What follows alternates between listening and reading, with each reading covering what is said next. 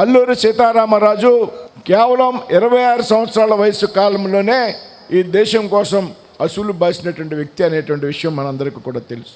ఆయన ఒక 129వ జయంతి సందర్భంగా ఈవేళ ఈ ప్రాంతంలో గతంలో ఉన్నటువంటి విగ్రహం స్థానే నూతనంగా మరీ కొత్త కాంస్య విగ్రహాన్ని ఆవిష్కరించుకోవడం జరిగింది. ఏదైతే అల్లూరి సీతారామరాజు గురించి దేశంలో ఉన్నటువంటి ప్రజలకు కానీ రాష్ట్రంలో ఉన్నటువంటి ప్రజల గురించి ఆయన యొక్క పోరాట పటిమ గురించి తెలిసినటువంటి సందర్భం గతంలో లేదు. అల్లూరి సీతారామరాజు కేవలం గోదావరి జిల్లాలకు సంబంధించినటువంటి వ్యక్తిగా మాత్రమే మిగిలిపోయారు. ప్రసిద్ధ నటులు కృష్ణ గారి సినిమా తీసిన తర్వాత మాత్రమే అది కూడా ఆయనకు ఆ మాత్రం గుర్తింపు వచ్చింది అనేటువంటి విషయం మనం అంతా కూడా ఒప్పుకోవాల్సినటువంటి అంశం. అయితే అల్లూరి సీతారామరాజు వాస్తవానికి ఈ దేశంలో చాలామంది స్వాతంత్ర సమరయోధుల కన్నా ప్రముఖమైనటువంటి స్థానంలో ఉండడానికి అర్హత ఉన్నటువంటి వ్యక్తి. అయితే ఆనాడు పాలకులు ఎవరైతే ఉన్నారో చాలామందికి స్వాతంత్ర సమరయోధులకి ఇవ్వాల్సినంత గుర్తింపు ఇవ్వకుండా చాలామందికి స్వాతంత్ర సమరయోధులు వారి యొక్క కృషి చాలా తక్కువ ఉన్నా కానీ వారిని పెద్దదిగా చేసి చూపెట్టి చరిత్రలో పుస్తకాల్లో రాయడం జరిగింది. చాలా వాస్తవాల్ని వక్రీకరించడం జరిగింది. చరిత్ర పుస్తకాల్లో చాలా వాస్తవాల్ని ప్రజలకి తెలియకుండా చేశారు ఆనాటి పాలకులు అనేటువంటి విషయం వాస్తవం అనేటువంటి సంగతి సందర్భంగా చెప్తాం. అయితే భారత ప్రధానమంత్రిగా నరేంద్ర మోడీ గారి బాధ్యతలు స్వీకరించాక దేశానికి స్వాతంత్రం వచ్చి 75 సంవత్సరాలు పూర్తయినటువంటి సందర్భంలో దేశంలో ఈ విధంగా తగినటువంటి గుర్తింపు లేకుండా మరుగుని పడిపోయినటువంటి స్వాతంత్ర సమరయోధుల యొక్క చరిత్ర దేశ ప్రజలకు తెలియాలి అనేటువంటి ఒక ఆలోచనతో వారు చేసినటువంటి త్యాగాలు కృషి దేశంలో ఉన్నటువంటి ప్రజలకు మారుమూల గ్రామాలకు కూడా తెలియాలనేటువంటి ఆలోచనతో ఆజాదీ కా అమృత్ మహోత్సవం అనేటువంటి కార్యక్రమాన్ని తీసుకుని కేంద్ర మంత్రిగా సాంస్కృతిక శాఖ మంత్రిగా మిత్రులు కిషన్ రెడ్డి గారు ఉన్నటువంటి సందర్భంలో అల్లూరి సీతారామరాజు గారిని గుర్తించడం జరిగింది అనే మాట వాస్తవం. ఆనాడు 125వ జయంతి 2022వ సంవత్సరం జూలై 4ని మన భీమవరంలో ఒక చారిత్రాత్మకమైనటువంటి ప్రాంతం ఇది. స్వాతంత్ర సమరయోధులు గడ్డ భీమవరం ప్రాంతం రెండో బార్డర్లుగా ప్రసిద్ధి చెందినటువంటి ప్రాంతం. అటువంటి ప్రాంతమైనటువంటి భీమవరంలో 30 అడుగుల కాంస్య విగ్రహాన్ని ఏర్పాటు చేస్తే సాక్షాత్తు దేశ ప్రధాని నరేంద్ర మోడీ గారి భీమవరం వచ్చి ఆ విగ్రహాన్ని ఆవిష్కరిస్తే అల్లూరి సీతారామరాజు గారి యొక్క చరిత్ర దేశంలోనే కాదు విదేశాల్లో బీబీసీలో సైతం లండన్లో సైతం వార్తల్లో చూపెట్టినటువంటి సంగతి మనందరికీ కూడా గర్వకారణం. అల్లూరి సీతారామరాజుకి జాతీయ స్థాయిలో గుర్తింపు వచ్చింది అంటే అది 22వ సంవత్సరంలో జూలై 4న నరేంద్ర మోడీ గారు చేసినటువంటి కార్యక్రమం. అది భీమవరం చరిత్రలోనే ఒక లిఖించదగినటువంటి అధ్యాయం అనేటువంటి విషయాన్ని సందర్భంగా చెప్తూ ఉన్నాం. ఇవాళ 26 జూలై 4వ తారీఖు 4 సంవత్సరాల తరువాత భీమవరంలో ప్రస్తుతం ఉన్నటువంటి 30 అడుగుల విగ్రహం ఏదైతే ఉందో దాని తర్వాత అత్యంత పెద్ద విగ్రహం 10 అడుగుల యొక్క అల్లూరి సీతారామరాజు విగ్రహం నర్సాగ్రహారంలో 4 రోడ్ల మధ్యలో నెలకొల్పడం అనేది కూడా భీమవరం పట్టణ చరిత్రలో నర్సాగ్రహారం చరిత్రలో ఒక సువర్ణ అధ్యాయం అనేటువంటి విషయాన్ని సందర్భంగా గుర్తు చేస్తూ ఉన్నాను. ఎందుకు ఈ విధంగా విగ్రహాలు నెలకొల్పుతాం? ఆయనకు స్ఫూర్తిని ఆదర్శంగా తీసుకోవాలి, ఆయనకు త్యాగాన్ని ఆదర్శంగా తీసుకోవాలి, ఆయనకు దేశభక్తిని ఆదర్శంగా తీసుకోవాలి అనేటువంటి ఆలోచనతో చాలా చిన్న వయసులో చదువుకోవాల్సినటువంటి వయసులో దేశంలో పరిస్థితులు అర్థం చేసుకుని ఏదైతే తల్లి భారతి భరతమాతని బ్రిటిష్ వారి కబంధ హస్తాల నుండి విముక్తి కలిగించాలి అనేటువంటి ఒక ఆలోచనతో గిరిజన ప్రాంతానికి వెళ్ళి గిరిజనతో చేతులు కలిపి బ్రిటిష్ సామ్రాజ్యాన్ని గడగడలాడించినటువంటి వ్యక్తి విప్లవ వీరుడు అల్లూరి సీతారామరాజు. పోడు వ్యవసాయాన్ని రద్దు చేయాలి అనేటువంటి బ్రిటిష్ పాలకుల ఆలోచన ఉన్నదో, పోడు వ్యవసాయం అంటే గిరిజన ప్రాంతం ఏదైతే ఉందో ఆ గిరిజన ప్రాంతంలో ఉండేటువంటి పంటల మీద గిరిజనులకు మాత్రమే అధికారం ఉంటుంది, వారిని ఉపయోగించుకుని దాని ఆధారంగా బతుకు కొనసాగించడాన్ని పోడు వ్యవసాయం అంటాం. ఇవాళ కూడా ఆ పోడు వ్యవసాయం కొనసాగుతూ ఉంది. అయితే ఆనాడు పాలకులు ఎవరైతే ఉన్నారో పోడు వ్యవసాయాన్ని రద్దు చేసి మద్రాస్ ఫారెస్ట్ యాక్ట్ పేరుతో గిరిజనులు కూడా నిరాశ్రయులు చేయాలనేటువంటి ఆలోచన ఉన్నప్పుడు గిరిజనులందరినీ కూడా సమీకరించినటువంటి వ్యక్తి అల్లూరి సీతారామరాజు. అల్లూరి సీతారామరాజులో అనేక కోణాలు ఉన్నాయి. దయచేసి మనందరూ కూడా తెలుసుకోవాల్సినటువంటి అవసరం. అల్లూరి సీతారామరాజు కేవలం విప్లవకారుడు మాత్రమే కాదు. అల్లూరి సీతారామరాజు ఒక యోగి, అల్లూరి సీతారామరాజు ఒక సన్యాసి, అల్లూరి సీతారామరాజు ఆదర్శవాది, జాతీయ భావం ఉన్నటువంటి వ్యక్తి, స్వదేశీని కూడా ప్రోత్సహించాలనేటువంటి వ్యక్తి, గాంధీజీ యొక్క సిద్ధాంతం ఏదైతే ఉన్నదో ఆ విధంగా ఆలోచనలు చేసినటువంటి వ్యక్తి. తపస్సు చేశాడు యోగిగా, సంస్కృతం నేర్చుకున్నాడు ఆ రోజుల్లో అల్లూరి సీతారామరాజు గారు. సన్యాసం స్వీకరించాడు. ఏదైతే గాంధీ వాదాన్ని స్వీకరించాడు కాబట్టి ఏదే మహాత్మా గాంధీ పదే పదే ప్రవచించేటంటే మద్య నిషేధం ఏదైతే ఉందో అది ఆ రోజుల్లోనే గిరిజనులతో మద్యం తాగించడం మానిపించినటువంటి వ్యక్తి ఒక అల్లూరి సీతారామరాజు. అంతేకాదు స్వదేశీ వస్తువులు ధరించాలని, మీరందరూ కూడా నేత వస్త్రాలు ధరించాలని గిరిజనులకి నేర్పించినటువంటి వ్యక్తి అల్లూరి సీతారామరాజు.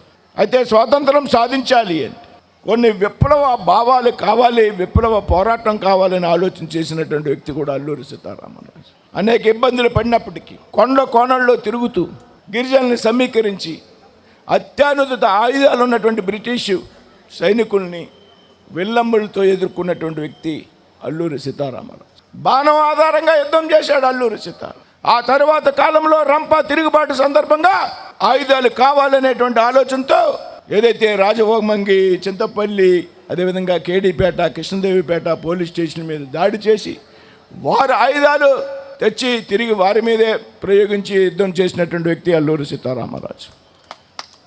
మనంతా ఇక్కడ ఒక విషయాన్ని గ్రహించాలి. ఎవరైనా శత్రువునే ఎదుర్కొనేటువంటి సందర్భంలో అదను చూసి సరైనటువంటి సమయం చూసి శత్రువు నిర్లక్ష్యంగా ఉన్నటువంటి సమయంలో దాడి చేసేటువంటి ప్రయత్నం జరుగుతుంది. అయితే అల్లూరి సీతారామరాజు ఆ విధంగా కాదు. నేను ఫలానా రోజుని ఫలానా సమయానికి మీ పోలీస్ స్టేషన్ మీద దాడి చేస్తానని ముందుగా సమాచారం ఇచ్చి అదే సమయానికి అదే తేదీన దాడి చేసి పోలీస్ స్టేషన్ గడగడలాంచిన వ్యక్తి అల్లూరి సీతారామరాజు. ఈ విధంగా ముందుగా సమాచారం ఇచ్చి దాడి చేసినటువంటి సందర్భం భారతదేశంలోనే కాదు ప్రపంచ చరిత్రలో కూడా ఎక్కడ లేదనేటువంటి విషయాన్ని మీరంతా కూడా గమనించాలి. ఏదైతే ఈ సందర్భంగా మీ అందరికీ ఒకే విషయం చెప్తా, అల్లూరి సీతారామరాజు యొక్క స్ఫూర్తిని ఆదర్శంగా తీసుకోవాలి. ఈ విధంగా అల్లూరి సీతారామరాజు విగ్రహాలు పెట్టడం అవసరం, అల్లూరి సీతారామరాజు జయంతి సభలు, వర్ధంతి సభలు జరపడం అవసరం. కానీ వీటి మాత్రమే అల్లూరి లక్ష్యం, అల్లూరి స్ఫూర్తి పూర్తి కాదు అనేటువంటి విషయాన్ని మనంతా కూడా తెలుసుకోవాలి. ఆయన యొక్క ఆదర్శాన్ని మనంతా కూడా పాటించాల్సినటువంటి అవసరం ఉంది. అవసరమైనటువంటి సందర్భాల్లో దేశం కోసం, తల్లి భారతి కోసం కొన్ని త్యాగాలు చేయవలసినటువంటి సందర్భాల్లో మనంతా కూడా కొన్ని త్యాగాలకు సిద్ధంగా ఉండాలనేటువంటి విషయం ఈ సందర్భంగా కూడా మనం గమనించాలి. ఆ విధంగా త్యాగాలు చేసినప్పుడు మాత్రమే అల్లూరి యొక్క ఆదర్శానికి మనం వారసులు అవుతాం అనేటువంటి విషయాన్ని దయచేసి కూడా ఉన్నటువంటి పెద్దలంతా కూడా గ్రహించాలి. త్యాగాలు అంటే ఈరోజు ప్రాణాలు ఇవ్వాల్సినటువంటి అవసరం లేదు, కొండ కోణంలోకి వెళ్ళి యుద్ధాలు చేయవలసినటువంటి అవసరం లేదు. ఏదైతే మన దేశం కోసం, మన గ్రామం కోసం, మన ప్రాంతం కోసం, మన పరిసరాల్లో అభివృద్ధి కోసం సహకరించడమే త్యాగం అనేటువంటి విషయాన్ని సందర్భంగా గుర్తు చేస్తున్నా. చాలా చక్కటి విగ్రహం ఆవిష్కరించబడింది 4 రోడ్ల కూడల్లో. అల్లూరి యొక్క ఆదర్శాన్ని, స్ఫూర్తిని మనంతా కొనసాగించాల్సినటువంటి అవసరం ఉంది. అల్లూరి యొక్క ధైర్యం ఏదైతే ఉందో, దేశభక్తి ఏదైతే ఉందో మనలో నరాన కూడా మనం జీర్ణించుకోవాల్సినటువంటి అవసరం ఉంది. రాజకీయాలకు అతీతంగా మనం అంతా కూడా అల్లూరిని గౌరవించాల్సినటువంటి అవసరం ఉంది. కులానికి అతీతంగా కూడా అల్లూరిని గౌరవించాల్సినటువంటి అవసరం ఉంది. అల్లూరి సీతారామరాజు క్షత్రియుడు కావచ్చు కాక అల్లూరి సీతారామరాజు కేవలం క్షత్రియుడికి సంబంధించినటువంటి నాయకుడు మాత్రమే కాదు. కాబట్టి ఈ విధంగా రాబోయేటువంటి రోజుల్లో మనం ముందుకు వెళ్ళాలని ఈ సందర్భంగా తెలియజేస్తూ, రోడ్డు విషయం ముందుగా కృతజ్ఞతలు చెప్పాల్సినటువంటి అంశం గౌరవ శాసనసభ్యులు పులపర్తి అంజబాబు గారికి. ఈ ప్రాంతంలో పెరిగినటువంటి వ్యక్తిని. చిన్నప్పుడు ఎల్కేజీలో అరవింద విద్యానికేతన్ అనేటువంటి ఒక స్కూలు, కాన్వెంట్ ఉండేది ఇక్కడ. ఆ కాన్వెంట్లో చదువుకున్నారు 2 సంవత్సరాలు. తర్వాత ఆ కాన్వెంట్ తీసేస్తే ఇక్కడ ఉన్నటువంటి బండా వీర్రాజు మున్సిపల్ ప్రాథమిక పాఠశాలలో చదువుకున్నటువంటి విద్యార్థిని. ఆ తర్వాత ఇక్కడ ఉన్నటువంటి ఆర్కేఆర్ హై స్కూల్లో 10వ తరగతి వరకు చదువుకున్నటువంటి విద్యార్థిని. ఈ ప్రాంతంలో పెరిగాం. నాకు పదే గుర్తొచ్చేటువంటి అంశం, కన్న తల్లిని, పెరిగిన ప్రాంతాన్ని మర్చిపోయేటువంటి వ్యక్తికి పుట్టగతులు ఉండవు అనేటువంటి విషయం నాకు బాగా తెలుసు. ఏదైతే ఎమ్మెల్యే గారు చెప్పారు, ఏదైతే ఫ్లైఓవర్ బ్రిడ్జ్ అని, ఆల్రెడీ భీమవరం బైపాస్ రోడ్లో ఉన్నటువంటి ఫ్లైఓవర్ ఏదైతే ఉందో 90% పని పూర్తయింది. ఏదైతే రైల్వే జోన్ విడిపోయినటువంటి కారణంగా సౌత్ సెంట్రల్ రైల్వే సికింద్రాబాద్ నుంచి అది విశాఖపట్నానికి వచ్చింది కాబట్టి సౌత్ కోస్ట్ రైల్వేస్లో అది పెండింగ్ ఉన్నది, 90% పూర్తయింది. అదేవిధంగా కోడవెల్లి రైల్వే గేట్కి సంబంధించి ఫ్లైఓవర్ పనులు కూడా 90% పూర్తయ్యేటువంటి విషయం. ఎందుకంటే ఈ త్రీ టౌన్కి చక్కటి కనెక్టివిటీ కావాలి. ఈ ఫ్లైఓవర్ ద్వారా మాత్రమే సాధ్యమవుతుంది అనేటువంటి విషయం. మన గతంలో రైల్వే గేట్ ఉండేది ఇక్కడ. ఆ సందర్భంలో కూడా ఫ్లైఓవర్ వచ్చాక రైల్వే గేట్ను పూర్తిగా కూడా డమ్మీ చేసేస్తే 3 టౌన్కి పూర్తిగా 1 టౌన్తో 2 టౌన్తో సంబంధాలు తెగిపోయాయి ఆ రోజుల్లో. ఆనాడు ఉద్యమాలు చేశాం. ఫ్లైఓవర్ కట్టినా కానీ కింద గేటు తీసి ఉంచాలని డిమాండ్ చేశాం. రైల్వే అధికారులు ఒప్పుకోలే. ఎక్కడైతే ఫ్లైఓవర్ కట్టామో అక్కడ ఖచ్చితంగా రైల్వే గేటు మూసివేయాలనేటువంటి నిబంధన రైల్వేలో ఉన్నటువంటి కారణంగా ఉద్యమాలు చేశాం. రైల్వే అధికారిని కలిసాం, అప్పుడున్నటువంటి శాసనసభ్యులను కలిసాం, అప్పుడున్నటువంటి పార్లమెంట్ సభ్యులను కలిసాం. అంగీకరించలే. ఒక 20 సంవత్సరాలు, 22, 23 సంవత్సరాల క్రితం. ఎందుకంటే బాధేసింది ఆ రోజున. సెయింట్ మేరీస్ కాన్వెంట్ ఉంది ఈ ప్రాంతంలో. రిక్షాల మీద ఆనాడు ఆటోలు లేవు. రిక్షాల్లో పిల్లలు ఈ స్కూల్కి వెళ్ళేటువంటి పరిస్థితి. రిక్షా పుల్లర్స్ ఎవరైతే ఉన్నారో రైల్వే ఫ్లైఓవర్ దగ్గర రిక్షాలో ఉన్నటువంటి విద్యార్థులను దింపి 3వ తరగతి, 2వ తరగతి, 4వ తరగతి చదువుకున్నటువంటి విద్యార్థులను రిక్షా దింపి ఆ విద్యార్థులతో రిక్షా తోయించేటువంటి ఒక సీన్ చూసాం. మనసు బాధ కలిగింది.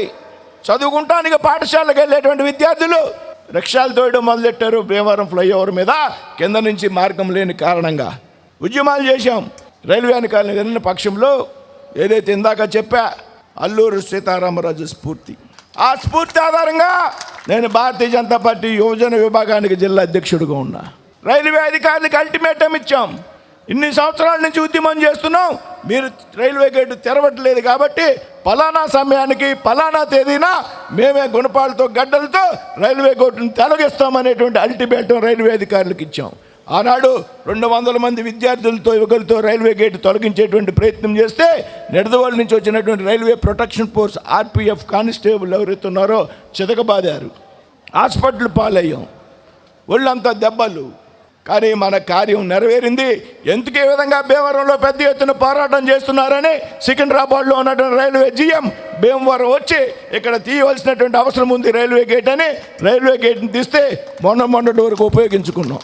ఆ తర్వాత బైపాస్ రోడ్లో కనెక్టివిటీ లేదు. రోడ్డు పూర్తయి చాలా కాలం అయింది. రైల్వే సైట్లో ఎలవ్ చేయట్లే. రైల్వే వాళ్ళని అడిగాం.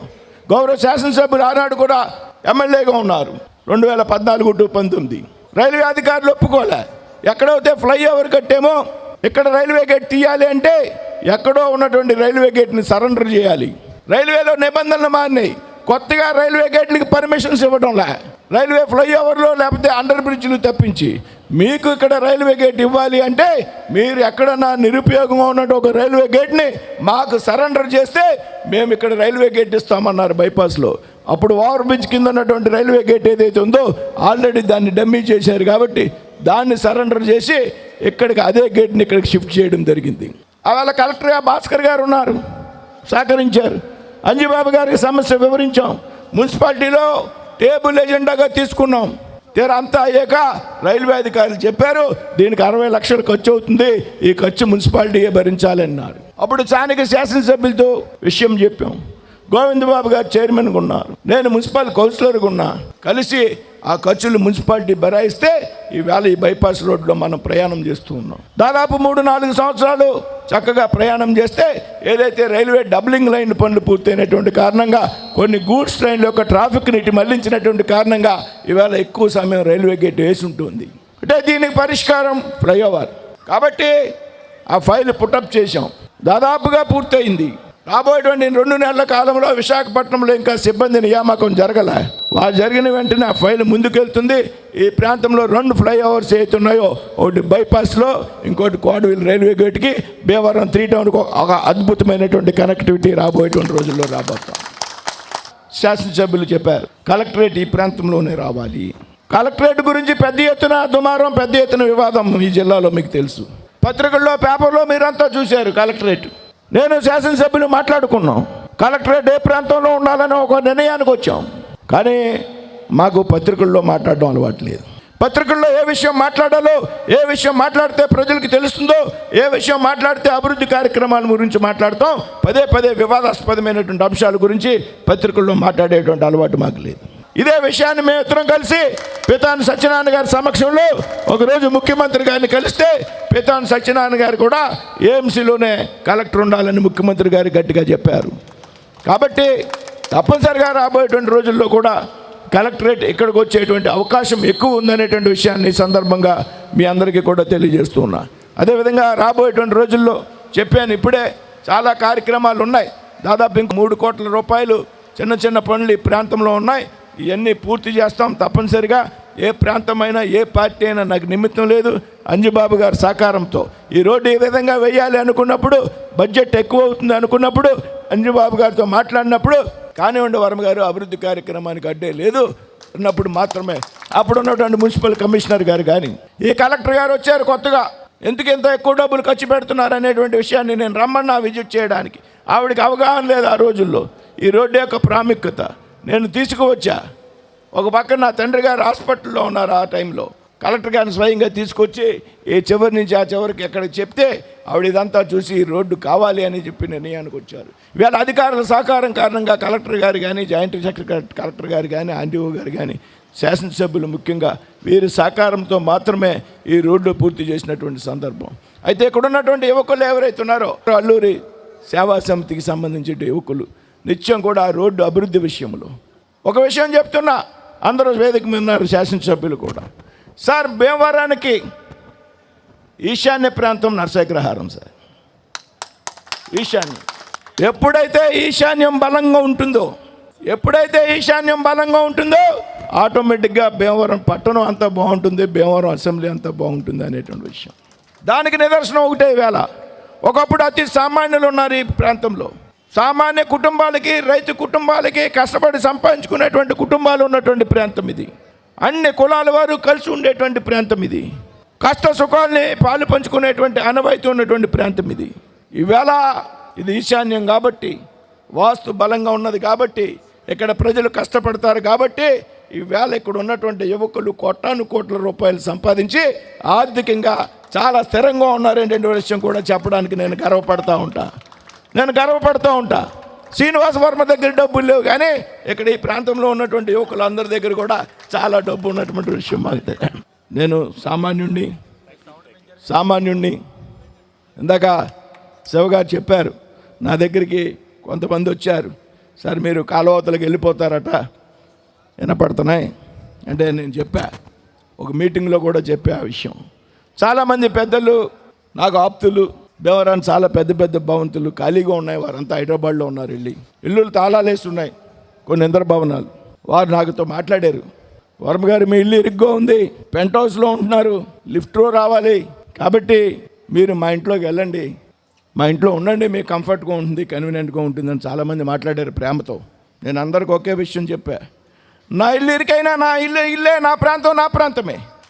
నేను ఇదే పెంట్ హౌస్లో ఉంటా, ఇదే ఇంట్లో ఉంటా, కానీ నా ప్రాంతాన్ని అభివృద్ధి చేసుకుంటా, మీకు ధీటుగా తయారు చేస్తా నా ప్రాంతాన్ని అనేటువంటి విషయాన్ని సందర్భంగా చెప్పి, మంత్రిగా ఉన్న నాళ్ళు ఇల్లు ఇచ్చి ఆ ఇంద్రభవనానికి నేను అలవాటు పడితే, మంత్రి పదవి అయ్యాక నేను మళ్ళీ భీమవరం వచ్చేస్తాను, ఆ ఇల్లు ఖాళీ చేయరా బాబు అంటే నేను మళ్ళీ పెంట్ హౌస్లో కూర్చొని ఉండడం నాకు కష్టమైపోద్ది. కాబట్టి అంతే కదా, మంత్రి అయిపోయాక రే బాబు నా కొడుకు వచ్చేస్తున్నాడు, నేను వచ్చేద్దాం అనుకుంటున్నాను భీమవరానికి అని ఎవరితో గౌరవితే నేను మళ్ళీ వచ్చి అక్కడ అలవాటు పడిపోయి, కాబట్టి నాకు అవసరంలే, నాకున్న ఇల్లు నాకు చాలు, నేను పెరిగిన ప్రాంతం నాకు కావాలి, నాకున్నటువంటి సన్నిహితులు ఇతరులు మీరంతా కూడా కావాలి, మీ మధ్యన ఉండాలి అనేటువంటి ఒక ఆలోచన భావన. నేనేమి గొప్పవాడిని కాదు, దయచేసి మీరంతా కష్టపడ్డారు, మీతో పాటు నేను కష్టపడ్డా, నేను రాజకీయ రంగంలో కష్టపడ్డా, ఉద్యమాల్లో పాల్గొన్నా, మీరు కష్టపడ్డారు, వ్యాపారాలు చేశారు, వ్యవసాయాలు చేశారు, 10 రూపాయలు సంపాదించుకున్నారు. నేను ఎన్నికల్లో పోటీ చేస్తే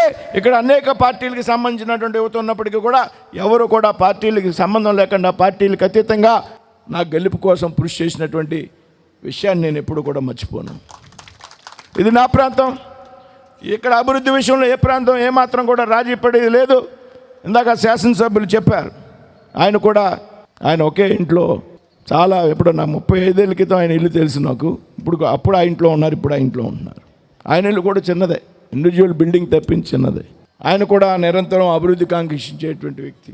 14-19లో ఆయన ఎమ్మెల్యేగా ఉంటే, నేను మున్సిపాలిటీలో కౌన్సిలర్గా ఉంటే, ఎప్పుడు కూడా వర్మ గారు మీరు ఏమనుకుంటే అది చేయండి, కేంద్రం నుంచి పెద్ద ఎత్తున నిధులు వస్తే, ఇక్కడ రైల్వే గేట్ విషయంలో కూడా గేటు కావాలి అంటే వెంకయ్య నాయుడు గారిని తీసుకొస్తే, గేటు దగ్గరికి తీసుకొస్తే, ఆనాడు సురేష్ ప్రభు గారు రైల్వే మంత్రిగా ఉంటే ఆయన కారణంగా వేళ రైల్వే గేటు మంజూరైంది. నర్సగ్రహారానికి నీటి ఎద్దడి ఎక్కువగా ఉన్నది అంటే వెంకయ్య నాయుడు గారి మంత్రిగా ఉన్న సందర్భంలో ఎమ్మెల్యే గారి యొక్క సహకారంతో అమృత్ స్కీమ్ కింద భీమవరం పట్టణంలోనే అతిపెద్ద వాటర్ ట్యాంక్ని మన ప్రాంతంలో నిర్మించడం జరిగింది అనేటువంటి విషయాన్ని సందర్భంగా తాగునీరు విషయంలో, రోడ్ల విషయంలో రైళ్ల విషయంలో, ఇక్కడ ఉన్నటువంటి పాఠశాలల అభివృద్ధి విషయంలో ఏమాత్రం కూడా రాజీ పడేలేదనేటువంటి విషయాన్ని చెప్తూ ఇందాక గౌరవ శాసనసభ్యులు చెప్పారు. ఈ ప్రాంతాన్ని కూడా 2 టౌన్తో పాటు సమానంగా అభివృద్ధి చేద్దాం అనేటువంటి విషయాన్ని ఆయన చెప్పినటువంటి విషయం ఏదైతే ఉందో దాన్ని స్వాగతిస్తూ, దానికి అదనంగా నేను చెప్తున్నా, ఈ ప్రాంతం 2 టౌన్ కంటే కూడా అద్భుతంగా తయారవ్వాలి, ఒక అత్యంత సుందరమైనటువంటి ప్రాంతంగా తయారవ్వాలి అనేటువంటి విషయంలో మనంతా కూడా కలిసి పనిచేద్దాం అనేటువంటి విషయాన్ని ఈ సందర్భంగా చెప్తూ మీ అందరికీ ధన్యవాదాలు. ఈ విధంగా ముఖ్యంగా ఇంత పెద్ద ఎత్తున కార్యక్రమం విగ్రహానికి సహకరించినటువంటి మిత్రుడు సుబ్బరాజు గారు, వారికి ముఖ్యంగా అల్లూరి సేవా సమితి ఎవరైతే ఉన్నారో, ఇక్కడ ఉన్నటువంటి యువకులు ఎవరైతే ఉన్నారో, గత ఒక విగ్రహం చేయించారు, నచ్చలేదు, మళ్ళీ డబ్బులు ఖర్చు పెట్టి ఇంకో విగ్రహం చేయించారు. ఏమాత్రం రాజీ పడకూడదు అనేటువంటి ఆలోచనతో చాలామంది యువకులు కష్టపడి ఉంటారు. అందరూ పేరులా చెప్పడం కష్టం. ఒక భాస్కర్ రాజు గారి నేతృత్వంలో లేకపోతే చాలామంది, మీరందరికీ కూడా పేరున ధన్యవాదాలు, కృతజ్ఞతలు తెలియజేస్తూ ఈ ప్రాంతం అభివృద్ధిలో మనం ఎల్లప్పుడూ కూడా కలిసి పనిచేయాలి అనేటువంటి ఆలోచన మనందరికీ కూడా ముందుండాలి. ఏదైతే అల్లూరి స్ఫూర్తి ఉన్నది, రాజకీయాలకు అతీతంగా మన గ్రామం, మన రాష్ట్రం, మన దేశం అభివృద్ధి చెందడానికి మనందరూ కంకణ బొద్దులై ఉండాలనేటువంటి విషయాన్ని ఈ సందర్భంగా మీకు చెప్తూ చిన్న విషయం చెప్పాలి. ఈ రహదారికి పెట్టినటువంటి పేరు గురించి నాకు ఆలోచన లేదు వాస్తవంగా, కానీ గత సంవత్సర కాలంగా ఎవరైతే రంగసాయి గారు కానీ, కంతేటి వెంకటరాజు గారు కానీ, వీళ్ళందరూ కలిసి ఒక సమరయోధుడి పేరు ఈ ప్రాంతానికి పెట్టాలి. మా తాతగారి గురించి రంగసాయి గారికి అవగాహన ఉన్నది, ఎందుకంటే వారి తండ్రి గారు కూడా పెద్ద స్వాతంత్ర సమరయోధుడు, చెరుకువాడ వెంకటరామయ్య గారు. నేను బాల్యంలో చూశాను ఆయన్ని. ఒక పేరు పెట్టాలి స్వాతంత్ర సమరయోధుడు అనే ఆలోచన వచ్చినప్పుడు నేను ఎందుకులే అంటే, వీళ్ళే ఇప్పుడు కాదు, ఒక 10 నెలల క్రితమే ఎమ్మెల్యే గారి దగ్గరికి వెళ్ళి, మున్సిపల్ కమిషనర్ గారి దగ్గరికి వెళ్ళి, కలెక్టర్ గారి దగ్గరికి వెళ్ళి, ఇన్ఛార్జి కలెక్టర్ గారి దగ్గరికి వెళ్ళి, లేదు ఈ ప్రాంతానికి ఒక పేరు పెట్టాలి అని ఆలోచన చేసినటువంటి సందర్భంలో నేను కూడా అంగీకరించాను. ఎవరైతే స్వర్గీయ భూపతిరాజు బాపిరాజు గారు ఉన్నారో, అల్లూరి సీతారామరాజు జీవితం ఏ విధంగా మరుగున పడిందో అదేవిధంగా నా తాతగారి యొక్క జీవితం కూడా మరుగున పడింది. శ్రీనివాసవర్మ సామాన్య కార్యకర్త కావచ్చు, శ్రీనివాసవర్మ ఆర్థికంగా బలహీనుడు కావచ్చు, కానీ నా పునాదులు ఎక్కడ ఉన్నాయంటే అత్యంత శక్తివంతమైనటువంటి నా తాతగారు ఎవరైతే ఉన్నారో, కోయంబత్తూరు బాంబు పేలుళ్ల కేసులో బాంబులు పేల్చి 10 మంది బ్రిటిష్ వారిని చంపి 7 సంవత్సరాల కఠిన కారాగార శిక్ష అనుభవించినటువంటి వ్యక్తి నా తాత. ఆంధ్ర యూనివర్సిటీ సిండికేట్ మెంబర్గా పనిచేశారు, సెనెట్ మెంబర్గా పనిచేశారు, ఆ తర్వాత కాలంలో జిల్లా కాంగ్రెస్ అధ్యక్షుడిగా పనిచేశారు, తర్వాత కాలంలో జిల్లా బోర్డు మెంబర్గా పనిచేశారు. ఒకనొక సమయంలో పార్లమెంట్ అభ్యర్థిగా కాంగ్రెస్ పార్టీ ప్రకటిస్తే దాట్ల బలరామరాజు గారి సమయంలో ఏదైతే 7 సంవత్సరాలు కఠిన కారాగార శిక్ష చీకటి గదిలో మగ్గినటువంటి కారణంగా ఆయనలో కొన్ని ఆరోగ్యపరమైనటువంటి సమస్యలు వస్తే మా తాతగారికి వరుసకు తోడెళ్ళైనటువంటి డాక్టర్ బలరామరాజు గారు నాడు అభ్యర్థిగా నిలబెట్టడం జరిగింది. నా తాతగారు జైలుకి వెళ్ళేటువంటి సమయంలో మా నాన్నమ్మ గారు గర్భవతి. మా తాతయ్య గారు జైలు నుండి బయటకు వచ్చేటువంటి సమయంలో మా నాన్నగారు 6.5 సంవత్సరాల పిల్లోడు. 6.5 సంవత్సరాలు తండ్రి ఎవరో తెలియకుండా పెరిగాడు నా తండ్రి. 6.5 సంవత్సరాలు కొడుకును చూడలేదు నా తాత. ఇది నా పునాది. నేను సామాన్యుని కాదు, అతి పెద్ద శక్తివంతమైనటువంటి కుటుంబం నుంచి వచ్చినటువంటి వ్యక్తిని. కాబట్టి ఈ విధంగా మీ అందరూ సహకరించినటువంటి పేరుపైన మీ అందరికీ కూడా ధన్యవాదాలు, కృతజ్ఞతలు తెలియజేస్తూ సెలవు తీసుకున్నాను. జై హింద్, జై భారత్.